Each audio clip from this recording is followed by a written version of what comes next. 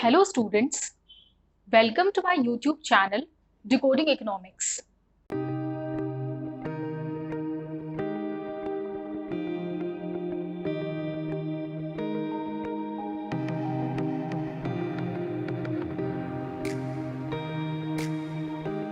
तो चलिए आज के लेक्चर को हम स्टार्ट करते हैं। तो स्टूडेंट्स, आज हम लोग क्लासिकल थ्योरी ऑफ एम्प्लॉयमेंट को पढ़ेंगे। सबसे पहले हमें ये देखना होगा कि क्लासिकल पीरियड का टाइम पीरियड क्या था। तो क्लासिकल पीरियड हमारा 1776 से 1890 के पीरियड के बीच में था। तो क्लासिकल पीरियड में कई सारे क्लासिकल इकोनॉमिस्ट थे जिन्होंने अपनी अपनी थ्योरीज एडवोकेट की थी। तो उसमें से आज हम लोग एक बहुत ही बेसिक थ्योरी पढ़ने जा रहे हैं जो कि सारी थ्योरीज का बेस है, that is says law of market. तो आज हम पढ़ेंगे students says law of market के बारे में। सबसे पहले students, classical theory of employment को पढ़ने के लिए हमें ये देखना होगा कि क्लासिकल कौन कौन से इकोनॉमिस्ट थे। तो क्लासिकल इकोनॉमिस्ट के नाम जैसे कि एडम स्मिथ हो गए, डेविड रिकार्डो हो गए, जेबी से हो गए और एसी पिगो हो गए। ये आपके क्लासिकल इकोनॉमिस्ट थे कुछ जिन्होंने अपनी अपनी थ्योरीज प्रोपाउंड की थी और ये बताया था कि कैसे इकोनॉमी में जो एम्प्लॉयमेंट लेवल है, फुल एम्प्लॉयमेंट लेवल इकोनॉमी में कैसे स्टैब्लिश होता है। तो स्टूडेंट्स, इसी थ्योरी को हम लोग अब पढ़ेंगे डिटेल में थोड़ा। तो सबसे पहले क्लासिकल थ्योरी को स्टार्ट करने के लिए मैं आपको जेबी से का सेज लॉ ऑफ मार्केट बताना चाहती हूँ, जो कि कहता था supply creates its own demand. ये फेमस लॉ है सेज लॉ ऑफ मार्केट, जो कि कहता था supply creates its own demand. इसका मतलब ये है कि जो भी इकोनॉमी में आपकी सप्लाई होती है वो अपने आप की डिमांड को जनरेट करती है। ये आपका सेज लॉ ऑफ मार्केट कहता था। तो सबसे पहले स्टूडेंट्स, जो आपकी क्लासिकल थ्योरी ऑफ एम्प्लॉयमेंट थी वो ये एज्यूम करती थी कि इकोनॉमी में हमेशा आपकी फुल एम्प्लॉयमेंट की सिचुएशन रहेगी। इसका मतलब कभी भी इकोनॉमी में ओवर प्रोडक्शन की या अनएम्प्लॉयमेंट की सिचुएशन अराइज नहीं करेगी। और अगर ये सिचुएशन मान लीजिए अराइज करती भी है तो ये सिर्फ एक शॉर्ट पीरियड के लिए ही अराइज करेगी और लॉन्ग पीरियड में जो इकोनॉमी है वो अपने आप को ऑटोमेटिकली सेल्फ करेक्ट कर लेती है और इकोनॉमी अपने आप एडजस्ट करते हुए अपने आप को फुल एम्प्लॉयमेंट के लेवल पे ले आती है with the help of market forces of demand and supply. क्योंकि आप लोग इकोनॉमिक्स में अभी ये पढ़ ही चुके हैं कि डिमांड और सप्लाई जहाँ पे इक्वल होती है वहां पे आपका इक्विलिब्रियम सेट होता है। तो इसका मतलब ये है, जो क्लासिकल्स की थ्योरी है वो ये कहती है कि इकोनॉमी में हमेशा फुल एम्प्लॉयमेंट की सिचुएशन रहेगी और इक्विलिब्रियम सेट रहेगा। और अगर किसी तरीके से इस सिचुएशन में कोई भी डेविएशन अगर होता है, इसका मतलब फुल एम्प्लॉयमेंट की सिचुएशन एक नॉर्मल सिचुएशन है और अगर इसमें कोई सा भी डेविएशन होता है तो वो एक एबनॉर्मल सिचुएशन है, जो कि इकोनॉमी में ज्यादा पीरियड के लिए नहीं रहेगी, सिर्फ शॉर्ट पीरियड के लिए रहेगी, वो भी अपने आप करेक्ट हो जाएगी। तो ये कैसे होता है, ये मैकेनिज्म कैसे काम करता है, इसको हम लोग थोड़ा डिटेल में स्टूडेंट्स अब पढ़ेंगे। इसका मतलब क्लासिकल इकोनॉमिस्ट के अकॉर्डिंग जो लेबर या फिर अदर रिसोर्सेज हैं, अदर रिसोर्सेज में आपके फैक्टर्स ऑफ प्रोडक्शन आ जाएंगे। फैक्टर्स ऑफ प्रोडक्शन आपको स्टूडेंट्स पता ही है, land, labour, capital and entrepreneurship.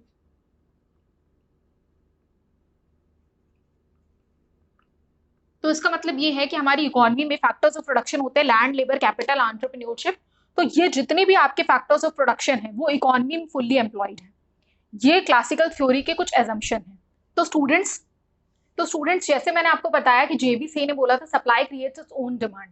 इसका मतलब जो सप्लाई है वो इकोनॉमी में अपने आप डिमांड जनरेट करेगी। तो वो कैसे जनरेट करती है, ये एक मैकेनिज्म के थ्रू आपको पढ़ना है। सबसे पहले यहाँ पर आप देख लेंगे, मैंने बोर्ड पे मेंशन कर दिया कि आपका प्रोडक्शन होता है। कोई भी इकोनॉमी है उसमें आपकी प्रोडक्शन की एक्टिविटी होती है।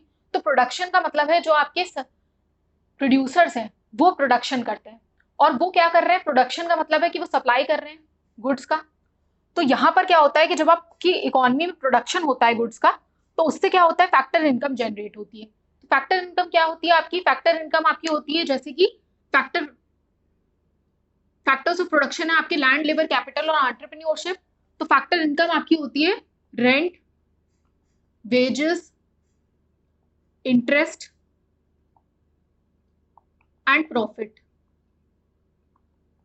तो ये आपकी फैक्टर इनकम्स होती है। तो सबसे पहले इकोनॉमी में जब आपका प्रोडक्शन होता है तो प्रोडक्शन में जब इंक्रीज होता है तो उससे आपकी सप्लाई जनरेट होती है और इससे आपकी फैक्टर इनकम जनरेट होती है, जो कि है आपकी रेंट, वेजेस, इंटरेस्ट और प्रॉफिट। यहाँ पे हम लोग सबसे पहले इंपॉर्टेंट ले रहे हैं वेजेस को और इंटरेस्ट को।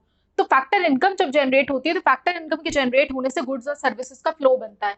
मतलब ये है कि जो आपकी प्रोडक्शन है, जो आपकी सप्लाई है, वो आपकी डिमांड को अपने आप जनरेट करेगी, क्योंकि जब फैक्टर इनकम जनरेट होगी तो उससे डिमांड होगी गुड्स एंड सर्विसेज की, flow of goods and services बढ़ेगा और गुड्स एंड सर्विसेज की डिमांड होगी। इसको मैं आपको फर्दर थ्योरी में अभी और एक्सप्लेन करूंगी। इसको मैं आपको ऐसे एक्सप्लेन कर सकती हूँ कि जैसे मान लीजिए आपके लेबरर्स हैं, तो लेबरर्स आपके काम कर रहे हैं, उनको क्या मिल रहा है, वेजेस मिल रहा है। तो जब जो वेजेस प्रोवाइड किए जाते हैं लेबरर्स को, तो लेबरर्स उन वेज को लेने के बाद उसी वेजेस से गुड्स एंड सर्विसेज की डिमांड करते हैं। तो इससे क्या होता है कि जो सप्लाई है वो ऑटोमेटिकली आपकी डिमांड को जनरेट कर लेगी। तो जो लेबर है, तो जो उसको वेजेस मिल रहे हैं वो उसकी इनकम है, तो उस इनकम की हेल्प से वो फिर उस इनकम को स्पेंड करेगा गुड्स को खरीदने के लिए।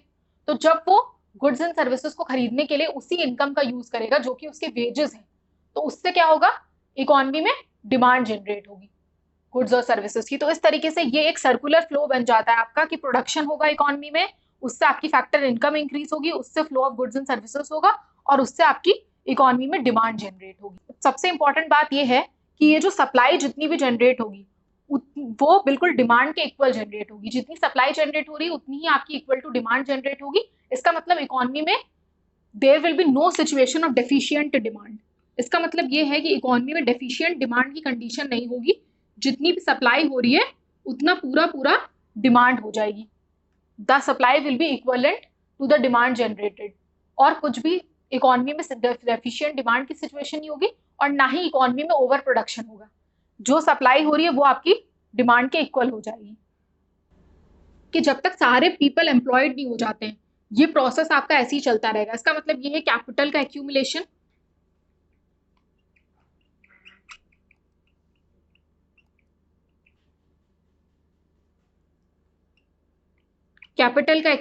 और प्रोडक्शन प्रोसेस आपका ऐसे ही कंटिन्यू होता रहेगा till all people are employed. जब तक सब लोग एम्प्लॉयड नहीं हो जाते हैं, ये प्रोसेस आपका ऐसे ही चलता रहेगा। तो इसका मतलब ये है कि इकोनॉमी में जो आपकी अनएम्प्लॉयमेंट की सिचुएशन है या जो ओवर प्रोडक्शन की सिचुएशन है वो सिर्फ शॉर्ट पीरियड के लिए रहेगी और वो अपने आप को एडजस्ट कर लेगी ऑटोमेटिकली। अब ये ऑटोमेटिकली अपने आप को कैसे एडजस्ट करेगी, इसको अब हम लोग पढ़ते हैं। हम लोग ये देख रहे थे कि किस तरीके से आपकी ऑटोमेटिकली जो इकोनॉमी है उसमें डिमांड और सप्लाई कैसे इक्वल हो जाएगी। तो फैक्टर्स ऑफ प्रोडक्शन जो है वो डिमांड करते हैं, वो जनरेट करते हैं डिमांड फॉर गुड्स की। तो फैक्टर्स ऑफ प्रोडक्शन पहले आपकी डिमांड करेंगे, डिमांड फॉर गुड्स को जनरेट करेंगे। उसके बाद जो भी आपके गुड्स प्रोड्यूस होंगे उससे आप लोग गुड्स प्रोड्यूस होने के बाद जो जितने भी लेबरर्स हैं उनको इनकम मिलेगी, जो कि उनकी इनकम है वेजेस। तो जो भी लेबरर्स हैं वो क्या करेंगे, उसी वेजेस को बाद में एक्सपेंडिचर करेंगे, उसी वेजेस को वो स्पेंड करेंगे गुड्स को खरीदने के लिए, तो जिससे कि डिमांड जनरेट होगी। तो इसका मतलब ये है कि जैसे ही इकोनॉमी में आपका प्रोडक्शन ऑफ गुड्स हो रहा है, इसका मतलब ये है कि यहाँ पर सप्लाई हो रही है। जैसे ही इकोनॉमी में आपका प्रोडक्शन ऑफ गुड्स हो रहा है तो वो गुड्स कौन खरीद रहा है, लेबरर्स खरीद रहे हैं। तो लेबरर्स क्या कर रहे हैं, उस गुड्स को खरीद रहे हैं और इकोनॉमी में पेमेंट कर रहे हैं। तो इससे क्या हो रहा है, गुड्स को जब वो तो उससे वो डिमांड जनरेट हो रही है। तो यहाँ पर हम लोग ये क्लियरली देख सकते हैं कि जो भी फैक्टर्स ऑफ प्रोडक्शन है, इसका मतलब लेबर को जब भी एम्प्लॉयड किया जाएगा तो लेबर के हाथ में जब पैसा जाएगा तो लेबर उसी पैसे को खर्च करके फिर से इकोनॉमी में डिमांड को जनरेट करेगा। तो इसका मतलब ये है कि जैसे भी सप्लाई हो रही है तो सप्लाई से डिमांड अपने आप जनरेट हो जा रही है। इसके बाद एक इंपॉर्टेंट चीज और है supply creates its own demand में, वो है सेविंग और इन्वेस्टमेंट की। दैट इज क्लासिकल्स ये मानते थे कि जो सेविंग्स है और इन्वेस्टमेंट है वो इकोनॉमी में दोनों इक्वल है। इसको मैं आपको थोड़ा सा एक्सप्लेन करती हूँ कि कैसे ये दोनों इक्वल है। तो सबसे पहले स्टूडेंट्स, आपकी इनकम जो होती है उससे आप क्या करते हैं, कंजम्पशन करते हैं। इनकम से आप कंजम्पशन करते हैं, लेकिन आप इनकम को फुल्ली कंज्यूम नहीं करते, बल्कि इनकम का कुछ पार्ट आप क्या करते हैं, सेव कर देते हैं। अगर जो इनकम होती है, इनकम का वन पार्ट जो है वो कंज्यूम किया जाता है और अदर पार्ट इनकम का सेव किया जाता है। तो इकोनॉमी में जो भी आपकी सेविंग्स होती हैं, क्लासिकल्स ये मानते थे कि जो सेविंग्स आपकी इकोनॉमी में जनरेट हो रही हैं वो सारी इन्वेस्टमेंट के रूप में फिर से इकोनॉमी में आ जाती है। That means the whole saving is invested. तो जो सेविंग है वो कन्वर्ट हो जाती है आपकी इन्वेस्टमेंट एक्सपेंडिचर में। That means all the savings come backs in the economy in the form of investment automatically. तो जितना भी सेविंग्स होती है वो इन्वेस्ट हो जाती है इकोनॉमी में, और इन्वेस्ट होने की वजह से फिर आपका जो सेविंग होता है that is equal to investment. यहाँ पे इनकम में आपका कोई चेंज नहीं आ रहा है, जो सेविंग है वो इन्वेस्टमेंट के इक्वल हो जा रही है, और इसी तरीके से सप्लाई जो है वो अपनी डिमांड को फिर से जनरेट कर लेती है, क्योंकि जितनी भी आपकी सेविंग्स है वो इकोनॉमी में इन द फॉर्म ऑफ इन्वेस्टमेंट जो है कम बैक हो जा रही है।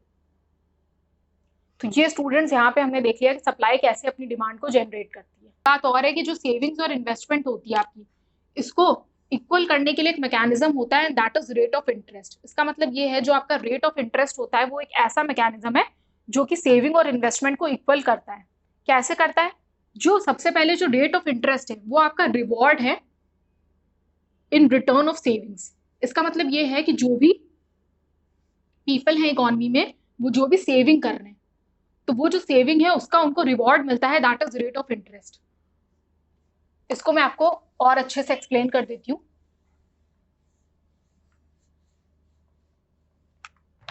सपोज आपकी इकोनॉमी में सेविंग्स है, तो जब भी आपकी सेविंग्स इंक्रीज होंगी तो रेट ऑफ इंटरेस्ट, तो उसका आपको कुछ रिवॉर्ड मिलेगा, तो वो रिवॉर्ड होता है रेट ऑफ इंटरेस्ट। तो ये रेट ऑफ इंटरेस्ट आपका कम हो जाता है। तो जब रेट ऑफ इंटरेस्ट आपका कम हो जाता है तो यहां पर आपका इन्वेस्टमेंट इंक्रीज हो जाएगा। तो इसका मतलब ये है कि ज्यादा सेविंग्स की वजह से रेट ऑफ इंटरेस्ट में फॉल आता है, और जब रेट ऑफ इंटरेस्ट में फॉल आता है तो इन्वेस्टमेंट आपका इंक्रीज हो जाता है। तो इस तरीके से आपका सेविंग और इन्वेस्टमेंट जो है दोनों एक दूसरे के इक्वल हो जाती है रेट ऑफ इंटरेस्ट की हेल्प से। यहाँ पर आपका जैसे ही रेट ऑफ इंटरेस्ट इकोनॉमी में बढ़ता है तो आपकी सेविंग्स भी इंक्रीज हो जाती है, और जैसे ही आपका रेट ऑफ इंटरेस्ट कम होता है इन्वेस्टमेंट आपका इंक्रीज हो जाता है। तो यहाँ पर आप लोगों को मैं ये बताना चाहती हूँ कि जो रेट ऑफ इंटरेस्ट है ये इंक्रीजिंग फंक्शन है सेविंग्स का। Higher the rate of interest higher will be the savings, and lower the rate of interest higher will be the investment. तो स्टूडेंट्स यहाँ पे हमारा अब हम लोग पढ़ेंगे सेविंग्स और इन्वेस्टमेंट के बारे में, कि सेविंग्स और इन्वेस्टमेंट कैसे आपकी इक्वल होती है इकोनॉमी में। तो ये आपकी इन्वेस्टमेंट है और ये आपका सेविंग्स है। तो जो सेविंग्स है वो आपका पॉजिटिवली स्लोप्ड कर्व होगा, अपवर्ड स्लोपिंग, और जो इन्वेस्टमेंट है ये आपका नेगेटिवली स्लोप्ड कर्व होगा, डाउनवर्ड स्लोपिंग। क्योंकि जो सेविंग है वो क्या है? इंक्रीजिंग फंक्शन है ऑफ रेट ऑफ इंटरेस्ट, और जो इन्वेस्टमेंट है वो आपका डिक्रीजिंग फंक्शन है ऑफ रेट ऑफ इंटरेस्ट। यही मैं आपको एक्सप्लेन करना चाहती हूँ यहाँ पर। तो अब सपोज हमने इकोनॉमी में इन्वेस्टमेंट को इंक्रीज कर दिया, ये आपका पहले रेट ऑफ इंटरेस्ट था। रेट ऑफ इंटरेस्ट वहां पे डिटरमाइन होता है जहां पर आपका सेविंग और इन्वेस्टमेंट दोनों इक्वल होते हैं। जहां पर आपके सेविंग और इन्वेस्टमेंट इक्वल होंगे वहां पे आपका रेट ऑफ इंटरेस्ट डिटरमाइन होगा। तो सपोज ये आपका रेट ऑफ इंटरेस्ट है, तो यहाँ पे सेविंग और इन्वेस्टमेंट इक्वल है, तो यहाँ पे आपका रेट ऑफ इंटरेस्ट डिटरमाइन हो रहा है। अब सपोज हमने इन्वेस्टमेंट को इंक्रीज कर दिया, अगर मान लीजिए जो इन्वेस्टमेंट है वो आपका ग्रेटर देन सेविंग्स है, यहाँ पे आपकी इन्वेस्टमेंट ज्यादा है और सेविंग्स कम है, तो ऐसी सिचुएशन में क्या होगा कि आपका रेट ऑफ इंटरेस्ट भी बढ़ जाएगा। रेट ऑफ इंटरेस्ट आपका बढ़ जाएगा। तो जब आपका रेट ऑफ इंटरेस्ट बढ़ जाएगा तो ये जो है आपका पॉइंट भी चेंज हो जाएगा, इक्विलिब्रियम का पॉइंट आपका ई से इवन पॉइंट पे शिफ्ट हो जाएगा। तो इस सिचुएशन में क्या होगा कि जब आपका रेट ऑफ इंटरेस्ट बढ़ गया है तो जो आपका इन्वेस्टमेंट है, क्योंकि वो आपका ज्यादा है सेविंग से, तो ये ऑटोमेटिकली जो इन्वेस्टमेंट है ये आपका फॉल हो जाएगा, क्योंकि मार्केट में ऐसे मैकेनिज्म है जो कि डिमांड और सप्लाई को सेल्फ एडजस्ट करते हैं। तो जो इन्वेस्टमेंट है वो आपका अपने आप फॉल कर जाएगा, और जब ये इन्वेस्टमेंट आपका फॉल कर जाएगा और जो सेविंग्स है क्योंकि ये आपकी लेस है तो सेविंग्स आपकी क्या होंगी? बढ़ जाएंगी। तो इसका मतलब ये है यहाँ पे एक ऐसी सिचुएशन आएगी जब आपकी जो इन्वेस्टमेंट है ये आपका कम हो जाएगा और जो सेविंग्स है वो आपकी बढ़ जाएगी। तो यहाँ पे स्टूडेंट्स मैं आप लोगों को ये बताना चाहती हूँ कि यहाँ पे एक फ्री एंटरप्राइज इकोनॉमी वर्क करती है। इसका मतलब ये है कि when a producer produces goods and pays wages to workers, the workers in turn buy those goods in the market. So the very act of supplying the goods implies that demand for them. It is in this way the supply creates its own demand. इसका मतलब ये है जो मैंने आपको पहले यहाँ पे एक्सप्लेन किया पूरा, ये उसी का जिस्ट है कि जैसे ही कोई प्रोड्यूसर जो है वो गुड्स को प्रोड्यूस करता है तो फिर वो वेजेस देता है वर्कर्स को, और वेजेस जो भी वर्कर्स को मिलते हैं वो इन टर्न जो है उसी वेजेस को मार्केट में स्पेंड करता है। तो स्पेंड करने के बाद वो उस गुड्स को खरीदेगा, तो उससे गुड्स की डिमांड जनरेट होगी। इसी तरीके से अगर आप सेविंग्स और इन्वेस्टमेंट का देखें तो changes in the rate of interest makes investment equal to saving. इसका मतलब ये है कि रेट ऑफ इंटरेस्ट में चेंज होने से आपकी सेविंग और इन्वेस्टमेंट इक्वल होती है। जो भी आपका मनी विड्रॉ होता है इन द फॉर्म ऑफ सेविंग्स, इसका मतलब ये है जो भी पार्ट ऑफ द इनकम आपके एज अ सेविंग यूज होती है वो ऑटोमेटिकली आपकी इकोनॉमी में आ जाती है इन the form of investment expenditure. तो इस तरीके से जो इनकम का फ्लो है वो कंटिन्यू बना रहता है, क्योंकि जो सेविंग है, क्योंकि जैसे इनकम है आपकी, तो इनकम को दो पार्ट्स में हमने डिवाइड किया है, एक सेविंग में और एक कंजम्पशन में। तो जो कंजम्पशन कर लिया वो तो आपका कंज्यूम हो गया, और दूसरा पोर्शन जो आपने सेव कर लिया वो आपका फर्दर इकोनॉमी में आ जा रहा है as a part of investment. तो इस तरीके से जो इनकम का फ्लो है वो बना रहता है और इनकम में कोई चेंज नहीं आता है, और जो सप्लाई है वो अपनी डिमांड को फिर से जनरेट कर लेती है। तो ये स्टूडेंट्स आपका दो इंपॉर्टेंट पॉइंट्स है फ्री एंटरप्राइज इकोनॉमी के। तो स्टूडेंट्स ये हमने यहाँ पे देख लिया कि सेल्स लॉ ऑफ मार्केट आपका कैसे वर्क करता है। तो स्टूडेंट्स अब मैं आपको कुछ एजम्पशंस बताना चाहती हूँ।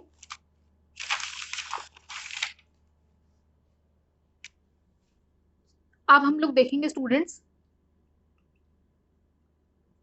एजम्पशंस ऑफ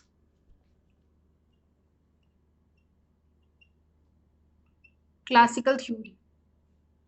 तो स्टूडेंट्स अगर हम लोग एजम्पशंस देखें क्लासिकल थ्योरी के, तो वो एजम्पशंस ऐसे हैं कि सबसे पहले है कि इकोनॉमी में आपकी फुल एम्प्लॉयमेंट की सिचुएशन है।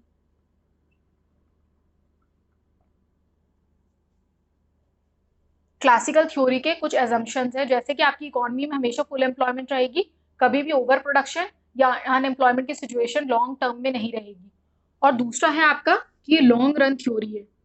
ये जो आपकी थ्योरी है ये लॉन्ग रन की है, और ये मानती है कि जो इकोनॉमी है वो सेल्फ करेक्टिंग है, सेल्फ एडजस्टिंग है, जो कि अपने आप को अपने आप करेक्ट भी कर लेती है और एडजस्ट भी कर लेती है। डिमांड और सप्लाई के फोर्सेस अपने आप इक्वल हो जाते हैं। ये आपका लॉन्ग रन की थ्योरी है। इसके बाद है वो एज्यूम करते हैं लाइजोस्फेयर को। And what is laissez faire? Laissez faire means no government intervention. इसका मतलब ये एक ऐसी इकोनॉमी है जहां पे गवर्नमेंट का कोई भी इंटरवेंशन नहीं है, और ये लाइजोस्फेयर है आपकी। And this is capitalist economy.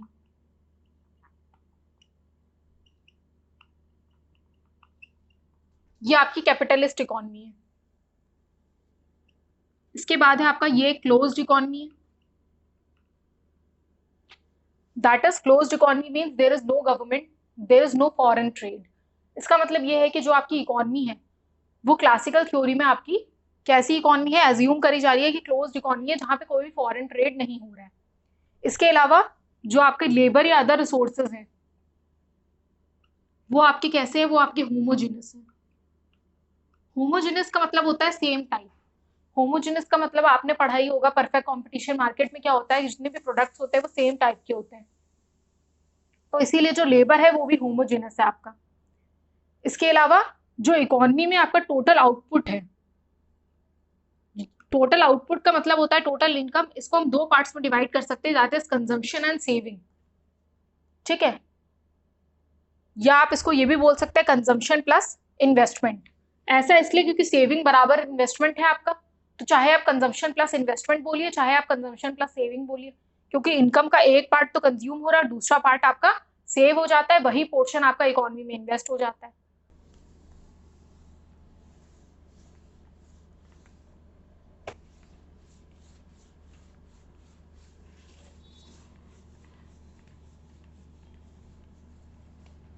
Classicals ये अज्यूम करते थे कि जो मनी है that is the only medium of exchange. Then wages and prices.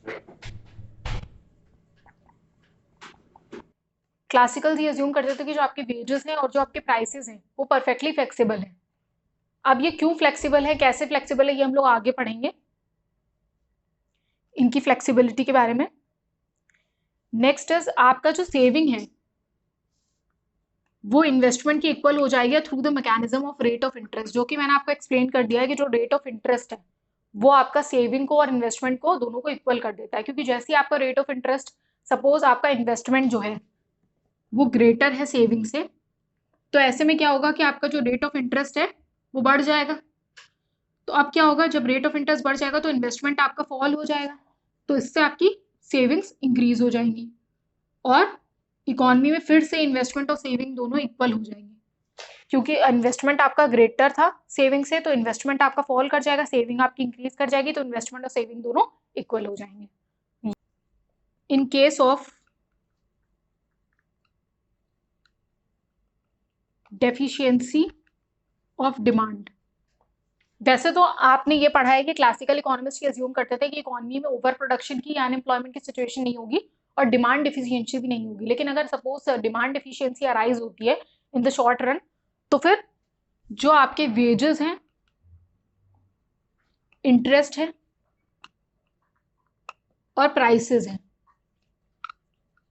वो एडजस्ट कर लेंगे क्विकली अपने आप को इक्विलिब्रियम को रिस्टोर करने के लिए इकोनॉमी में। इसका मतलब ये है कि जब भी आपका डेफिशिएंसी ऑफ डिमांड अराइज होगी तो वेजेस, इंटरेस्ट और प्राइसेस में चेंज होगा, ये ऑटोमेटिकली क्विकली अपने आप को एडजस्ट करेंगे और फिर से अपनी फुल एम्प्लॉयमेंट की सिचुएशन पे आ जाएंगे, जहां पे आपकी डिमांड और सप्लाई दोनों बराबर हो जाएगी। स्टूडेंट्स, अब हम लोग देखेंगे wage price flexibility and full employment के बारे में, कि वेज प्राइस की फ्लेक्सिबिलिटी से फुल एम्प्लॉयमेंट कैसे रिस्टोर किया जाता है। तो स्टूडेंट्स, अब हम लोग यहाँ पर देखेंगे कि किस तरीके से आपका ये वेजेस, प्राइस फ्लेक्सिबिलिटी और फुल एम्प्लॉयमेंट आपका काम करता है। तो सबसे पहले यहाँ पर हम लोग ये देखेंगे कि जो आपकी एग्रीगेट डिमांड है इकोनॉमी में, अगर सपोज आपकी एग्रीगेट डिमांड फॉल करती है, या आप कह सकते हैं डिमांड डेफिशिएंसी होती है इकोनॉमी में, ये इसलिए होती है बिकॉज आपका इन्वेस्टमेंट कम हो रहा है, कि एग्रीगेट डिमांड कम होने लगती है, तो आपके प्रोड्यूसर्स जो है वो प्राइसेस को भी कम कर देते हैं। वो क्या करते हैं, प्राइसेस को भी कम कर देते हैं। वो इसलिए कम कर देते हैं क्योंकि वो देखते हैं कि डिमांड कम है इकोनॉमी में, तो हम क्या करेंगे, अपने गुड्स के प्राइसेस को भी फॉल कर देंगे, जिससे कि क्या हो कि जितना भी गुड प्रोड्यूस हुआ है वो सारा का सारा आपका बिक जाए और जो भी आपका एक्सेसिव स्टॉक है वो आपका ना रहे। तो यहाँ पे वो प्राइसेस को भी डिक्रीज कर देते हैं। तो ऐसे में क्या होता है, प्राइसेस को डिक्रीज करने से फिर से इकोनॉमी में डिमांड जनरेट होती है, और डिमांड जनरेट होगी तो फिर से वो डिमांड जो है वो सप्लाई के बराबर आ जाएगी। इसका मतलब ये जो क्लासिकल से वो मान के चलती है, जो सप्लाई है आपकी, सप्लाई आपकी कांस्टेंट है, तो जो हमें चेंजेस करने हैं वो हमें डिमांड मैकेनिज्म में करने हैं। तो डिमांड मैकेनिज्म में हम कैसे चेंज कर रहे हैं, एग्रीगेट डिमांड अगर कम हो रही है तो प्राइसेस को कम कर दिया, तो जब प्राइसेस को कम कर देंगे तो उससे फिर क्या होगा कि जो एक्सेसिव सप्लाई ऑफ गुड्स है वो आपकी अवॉइड हो जाएगी, और जितना भी आपका गुड्स प्रोड्यूस हो रहा है वो सारे के सारे सेलर्स जो है वो सेल कर देंगे, तो उससे क्या होगा, डिमांड और सप्लाई फिर से आपकी एक बराबर सिचुएशन में आ जाएगी। और इसको मैं एक दूसरे तरीके से भी आपको एक्सप्लेन कर सकती हूँ, वो ये है कि आपकी एग्रीगेट डिमांड अगर फॉल करेगी तो फैक्टर्स ऑफ प्रोडक्शन के प्राइसेस है वो भी कम हो जाएंगे। फैक्टर्स ऑफ प्रोडक्शन का प्राइस कम होने का मतलब है कि प्राइस ऑफ लेबर आपका कम हो जाएगा। तो जब प्राइस ऑफ लेबर आपका कम हो जाएगा तो डिमांड ऑफ लेबर भी आपकी कम हो जाएगी। इसका मतलब ये है क्योंकि लेबर का प्राइस नीचे चला गया तो डिमांड ऑफ लेबर भी आपकी नीचे चली जाएगी। तो जब डिमांड ऑफ लेबर आपकी नीचे चली जाएगी तो लेबर के जो वेजेस हैं वो भी आपके कम हो जाएंगे। तो जब आपके वेजेस कम हो जाएंगे तो ऐसे में क्या होगा, उसके बाद दोबारा से लेबर की डिमांड बढ़ने लगेगी। तो इसका मतलब ये है कि ये भी एक साइक्लिकल कंडीशन है कि जब आपके वेजेस कम होंगे तो लेबर की डिमांड फिर से होने लगेगी, और इससे क्या होगा कि जो लेबर की डिमांड यहाँ पे कम हुई थी वो डिमांड फिर से अपने आप को ऑटोमेटिकली एडजस्ट कर लेगी, और जितने भी लेबरर्स हैं वो एम्प्लॉयड हो जाएंगे। ये तब तक चलता रहेगा जब तक आपके सारे लेबर्स एम्प्लॉयड हो जाएंगे। तो इसका मतलब ये है कि यहाँ पे इक्विलिब्रियम हो जाएगा at full employment, where all the labourers will get the employment.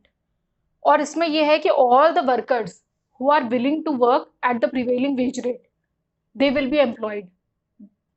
और ऐसे वर्कर्स जो कि काम नहीं करना चाहते हैं अपनी मर्जी से, वो वॉलेंटरीली अनएम्प्लॉयड कहलाएंगे, और इकोनॉमी में बिल्कुल भी इनवॉलेंटरी अनएम्प्लॉयमेंट की सिचुएशन नहीं रहेगी।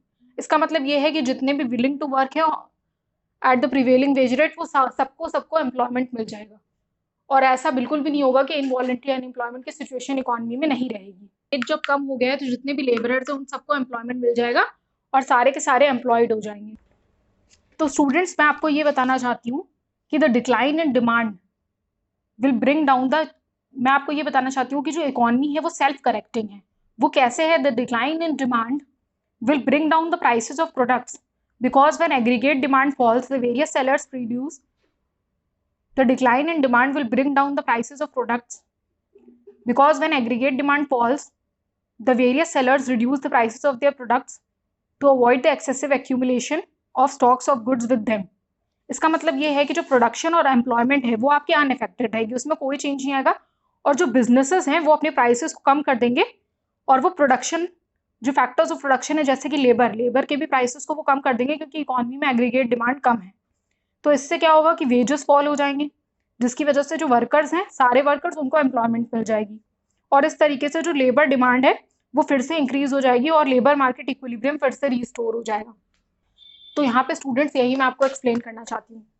जब भी इकोनॉमी में ओवर प्रोडक्शन या अनएम्प्लॉयमेंट की सिचुएशन होती है तो ऐसे में आपके जो प्राइसेस हैं वो फॉल हो जाएंगे। तो जो प्राइसेस फॉल हो जाएंगे तो इकोनॉमी अपने आप को फिर से एडजस्ट कर लेगी और जो डिमांड है और सप्लाई है दोनों को इक्वल कर देगी प्राइस को फॉल करके, क्योंकि जब आपका प्राइस फॉल होगा तो डिमांड आपकी अपने आप बढ़ जाएगी। प्राइस की फॉल होने से डिमांड आपकी अपने आप बढ़ जाएगी और इकोनॉमी अपने आप को सेल्फ करेक्ट कर लेगी by making demand and supply equal. तो यहाँ पे आपका और प्रोडक्शन भी आपका स्टार्ट हो जाएगा, क्योंकि जब आपकी डिमांड बढ़ती है तो आपका प्रोडक्शन स्टार्ट हो जाता है, सप्लाई स्टार्ट हो जाती है। तो ये चीज एक साइक्लिकल है कि डिमांड और सप्लाई दोनों जनरेट होगी। इसके बाद दूसरा उसने बोला है कि अनएम्प्लॉयमेंट को क्योर करने के लिए, सपोज इकोनॉमी में अनएम्प्लॉयमेंट की सिचुएशन है तो इसको क्योर करने के लिए कट वेजेस। इसका मतलब ये है जो लेबरर्स है उनके वेजेस को कट कर देंगे तो जो डिमांड फॉर लेबर बढ़ जाएगी और डिमांड फॉर लेबर बढ़ जाएगी तो इससे जो भी अनएम्प्लॉयड बैठे हैं वो सारे के सारे एम्प्लॉयड हो जाएंगे डिमांड बढ़ने की वजह से लेबर की, क्योंकि वेजेस कट हो चुके हैं। तो यहाँ पे स्टिमुलेट हो जाएगी एक्टिविटी अपने आप।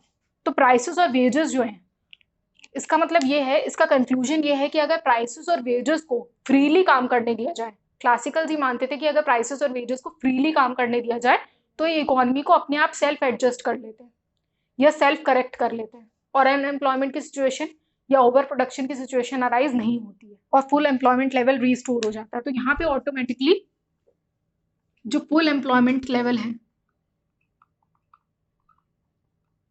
वो आपका रिस्टोर हो जाएगा। तो स्टूडेंट्स ये मैंने आप लोगों को थोड़ा सा थ्योरेटिकली आज क्लासिकल थ्योरी को एक्सप्लेन कर दिया है अच्छे से सिंपल वर्ड्स में। तो स्टूडेंट्स आज के लिए इतना ही। आई होप आपको मेरा लेक्चर अच्छा लगा होगा। अगर आपको मेरा लेक्चर अच्छा लगा तो प्लीज इस वीडियो को लाइक करिए एंड सब्सक्राइब करिए मेरे चैनल को and don't forget to press the bell icon so that you can get updates wherever I upload a new lecture. And for more information and flowcharts you can visit my Instagram page जिसका कि link मैंने description box में दे दिया। So thank you class and keep learning.